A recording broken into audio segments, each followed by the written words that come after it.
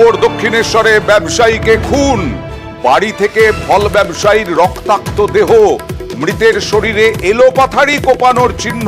কথা বলবো প্রতিনিধি সুবীরের সঙ্গে। সুবীর, কখন ঘটেছে এই ঘটনা, আর এই ব্যবসায়ী কি একা থাকতেন?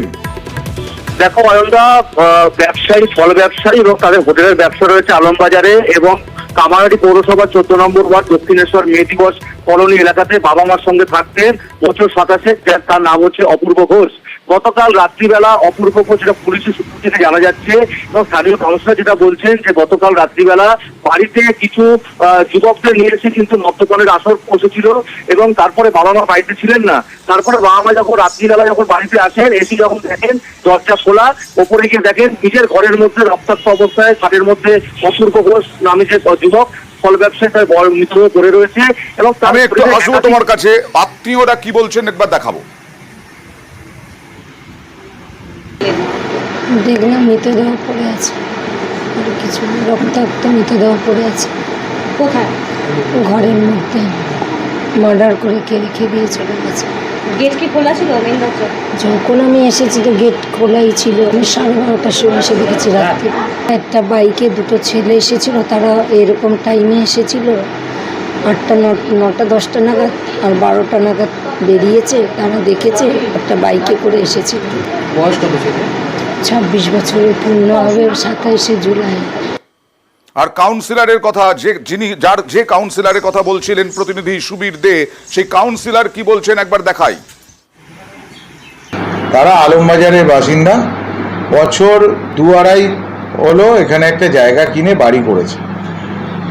তাই জন্য তাদের প্রত্যেককে আমরা খুব ভালোভাবে চিনিও না। নিজেরা নাকি ঘরে মদের আসর বসিয়েছিল, তারপরেই এই ঘটনা ঘটেছে।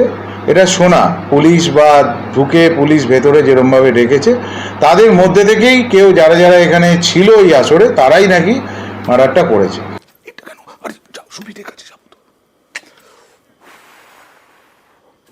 আরেকবার কথা বলবো সুবীরের সঙ্গে। সুবীর, এই ঘটনায় কাউকে সন্দেহ করছেন পরিবারের সদস্যরা? দেখো অয়নদা, যেহেতু যে জায়গায় ঘটনাটি ঘটেছে দক্ষিণেশ্বর থানার আন্ডারে এবং এই ঘটনায় দুজনকে কিন্তু সন্দেহ হিসেবে কিন্তু আটক করেছে দক্ষিণেশ্বর থানার পুলিশ এবং তাদেরকে দফায় দফায় জিজ্ঞাসা করা হচ্ছে এবং এলাকার যে সিসিটিভি ফুটেজ রয়েছে সেই সিসিটিভি ফুটেজও কিন্তু তারা দেখছেন যে কারা এসেছিল এবং কারা এই ঘটনা ঘটিয়ে বেরিয়ে চলে গেল। এবং এই যে এলাকার যত শান্তপূর্ণ এলাকা, এই ধরনের ঘটনায় সহজে কিন্তু এলাকার মানুষের মধ্যে কিন্তু একটা চাঞ্চল্য তৈরি হয়েছে এবং এই এই ঘটনার তদন্ত শুরু করেছে দক্ষিণেশ্বর থানা এবং বহনগর থানার পুলিশ যৌথ উদ্যোগে। ধন্যবাদ। আর এইবার চলে যাব জীবনতলায়। জীবনতলায় যে ছবি দেখছেন, রবীন্দ্রনাথ মণ্ডল নিহত তৃণমূল নেতা, তার দেহ উদ্ধার হয়েছে জীবনতলায় এবং এই নিয়ে বিতর্ক চলছে, তরজা চলছে। এই মুহূর্তে জানা যাচ্ছে যে এই নেতা খুনে এখনো পর্যন্ত বেশ কয়েকজনকে আটক করা হয়েছে। জীবনতলার 7 নম্বর পাড়ায় রবীন্দ্রনাথ মণ্ডলের দেহ উদ্ধার। টাকা নিয়ে বিবাদের জেরে এখনো পর্যন্ত খুন বলে অনুমান। কথা বলবো প্রতিনিধি অনুপের কাছে চলে যাব। অনুপ, কারা খুন করলো, কিভাবে খুন করলো, কারা আটক হয়েছে, কি জানা যাচ্ছে বিস্তারিত? দেখো, আমরা ইতিমধ্যে পুলিশ প্রশাসনের পক্ষ থেকে যেটা জানা গেছে, 6 জনকে ইতিমধ্যে প্রায় 6 থেকে 7 জনকে আটক করা হয়েছে, জিজ্ঞাসাবাদ করা হচ্ছে। এই যে রবীন্দ্রনাথ মণ্ডল যে তৃণমূল নেতা, তাকে খুন করা হয়েছে বলে এমনই অভিযোগ করছে তার পরিবার। সেই অভিযোগে কিন্তু পাপ্পুর নাম উঠে আসছে, যে পাপ্পু সেই প্রতিবেশী, যে প্রতিবেশী নাম উঠছে এবং তার স্ত্রী দাবি করছে এই পাপ্পুর সঙ্গে একটা আর্থিক লেনদেন রয়েছে, সেই কারণে হয়তো তাকে ডেকে নিয়ে গিয়ে খুন করেছে বলে এমনই তাদের অভিযোগ। এই ঘটনায় পুলিশ এই পাপ্পুকেও কিন্তু আটক করেছে, আটক করে জিজ্ঞাসাবাদ চলছে। তবে যে জায়গাটায় এই যে পাপ্পুর দেহটি উদ্ধার হয়েছে, সেখানে কিন্তু ইতিমধ্যে পুলিশ ঘিরে রেখেছে এবং সেখান থেকে নমুনা সংগ্রহ শুরু করে দিয়েছে এবং সেখানে পুলিশ সেই ফরেন্সিক রিপোর্ট পাঠাবে যে কি করে এইভাবে এখানে যে রবীন্দ্রনাথ মণ্ডলের যে খুন বা যে মারা গেছে সেটা নিয়ে কিন্তু তদন্ত শুরু করেছে জীবনতলা থানা। ধন্যবাদ। আর এবার অন্য খবরে যাব। জলপাইগুড়ি শহরের ছবি দেখাবো। জলপাইগুড়িতে ফুটপাত দখল মুক্ত করতে আজ পুলিশ একেবারে অভিযান চালালো। ফুটপাত দখল মুক্ত করতে ফুটপাতে কিছু রাখা যাবে না, এর আগেই বারণ করা হয়েছিল। কোনো ব্যবসা করা যাবে না, কোনো কিছু রাখা যাবে না। দেখুন মাইকিং করছে পুলিশ। করে দোকানদারি করা যাবে না, এতে জনসাধারণের অসুবিধা হচ্ছে, রাস্তা শহরের মধ্যে ট্রাফিক জ্যাম হচ্ছে। এটা স্মুথ চলাচলের জন্য বিশেষ প্রয়োজন। সেজন্য চলে যাবো সরাসরি জলপাইগুড়ি থেকে প্রতিনিধি শান্তনুর কাছে। শান্তনু, আমি যতদূর গিয়েছি দেখেছি জলপাইগুড়িতে বেশ রাস্তাঘাট পরিষ্কার পরিচ্ছন্ন, ঘিঞ্জি সেরকম ভাবে হয় না। তার মানে এই ফুটপাত দখল করে যে ব্যবসা করা বা বিভিন্ন জিনিসপত্র রাখা, তার জন্য এই রকম অবস্থা হয়েছিল রাস্তার। দেখো, সাম্প্রতিক চেহারাটা কিন্তু বদলে গেছে।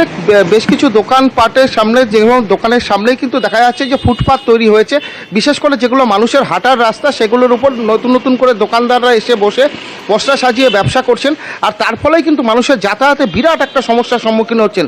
গত বছর পুজোর আগে কিন্তু পুলিশ প্রশাসন থেকে একবার সতর্ক করা হয়েছিল, ব্যবসায়ীদের সরিয়ে দেওয়া হয়েছিল, কিন্তু দেখা যাচ্ছে তাতে কোনো কাজ হয়নি। সম্প্রতি বেশ কয়েকবার কিন্তু প্রশাসনের তরফ থেকে ব্যবসায়ীদের সঙ্গে বৈঠক করেন, বলা হয় যে ফুটপাত থেকে তারা সরে যাতে অন্যত্র ব্যবসা করেন। প্রশাসনের তরফ থেকে বা পুরসভার তরফ থেকে একাধিক জায়গাও চিহ্নিত করা আছে, কিন্তু দেখা যাচ্ছে সেখানে তারা যাচ্ছেন না, ফুটপাতেই ব্যবসা করছেন। আর তার ফলে কিন্তু পুলিশ আজকে অভিযান চালালো এবং পুলিশ কর্তারা বলছেন যে ফুটপাত হাঁটার জন্য, ব্যবসা করার জন্য নয়। অবশ্যই যাতে লোকে হাঁটতে পারে, দিনবাজারে দোকানগুলো যাতে বাইরে চলে এসছে সেইগুলোকে যাতে ভেতরে ঢুকে যায়, এইটাই দেখা এখনো চলছে। আমরা আমাদের অভিযান দিনবাজারে সচেতনতা বাড়াতে হবে মানুষকে, যাতে রাস্তাটা হাঁটা চলার জন্য, রাস্তাটা ব্যবসা করার জন্য নয়। এখানে এটা বুঝতে হবে সবাইকে, এটা পুলিশের অবশ্যই কাজ, রাস্তাটাকে যাতে দখলমুক্ত করা যায় এবং যাতে লোকে হাঁটতে পারে, ঠিকভাবে বাজার করতে পারে। বিভিন্ন জমি মাফিয়ার কীর্তি কোট আনকোট আমরা দেখাবো, তারা যতই দুঃসাহসিক কাজ করুন না কেন। এই যে দেখছেন পুকুর ভরাট চলছে, একদম এটা বাঁকুড়ার বিষ্ণুপুরে রাতভর দিনভর পুকুর ভরাট। কেউ জানেন না এটা হতে পারে কখনো? প্রতিদিন রাতে চলছে পুকুর ভরাট। আর কত দূষণের, আর কত পরিবেশ নষ্ট হবে। স্থানীয়রা কি বলছেন দেখুন আগে। 200 বছর আগেকার পুরনো পুকুর, আমাদের এই পুকুরটা বিরাট উপকৃত। এই পুকুরটি আস্তে আস্তে রাতের অন্ধকারে কে বা কারা বুঝাচ্ছে সেটা আমরা কেউ বুঝতে পারছি নি। সকালবেলাতে আমরা এসে দেখছি মাটি পড়ে আছে, পুকুর অর্ধেকটা প্রায় বুঝেই গেছে। আমরা ইমিডিয়েট চাই প্রশাসন, আমরা চতুর্দিকে দরখাস্ত করা হয়েছে, তাতে কোনো সুরাহা মিলেনি। আমরা চাই ইতিমধ্যে পুকুরটি সংস্কার করে আমরা পুনরায় যেমন ফিরে পাই। বিষ্ণুপুর পুরসভার একটা ওয়ার্ডে এই রকম চলছে দেবব্রত, এইভাবে পুকুর ভরাট চলছে, আর পুকুর ভরাটের খবর কেউ জানে না। এটা হতে পারে? মালিক কি বলছেন?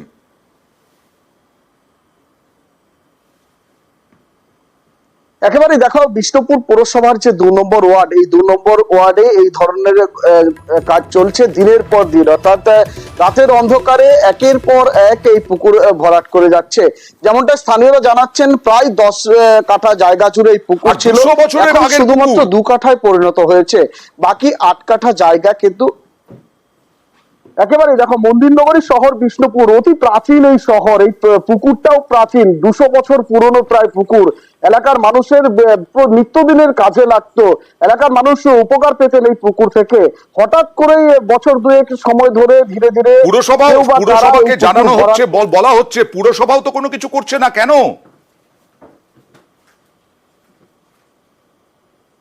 একেবারেই দেখো, পৌরসভাকে শুধুমাত্র স্থানীয় বাসিন্দারা জানিয়েছে এমনটা কিন্তু নয়। ওয়ার্ডের যিনি কাউন্সিলর রয়েছে তিনিও দাবি করছেন যে তিনিও ইতিমধ্যেই বিভিন্ন দপ্তরে লিখিত জানিয়েছেন, কিন্তু পুকুর যেমনকে তেমনই রয়েছে, অর্থাৎ ভরাট অবস্থায় রয়েছে। এলাকার মানুষ বারংবার দাবি করছে যাতে পুকুর পুনরবস্থায় ফিরে আসে, পুকুরে যাতে জল থাকে, কারণ তীব্র দাবদাহ জেলা জুড়ে, সেখানে জলের সমস্যা রয়েছে। তারপরে দিনের পর এখন কি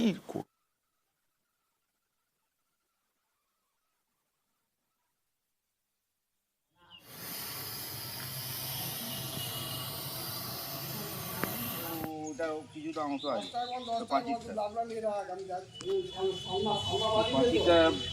কিছুটা অংশ প্রতিকার করতে এটা পাড়ার প্রতিবেশী ব্যবহারযোগ্য পুকুর।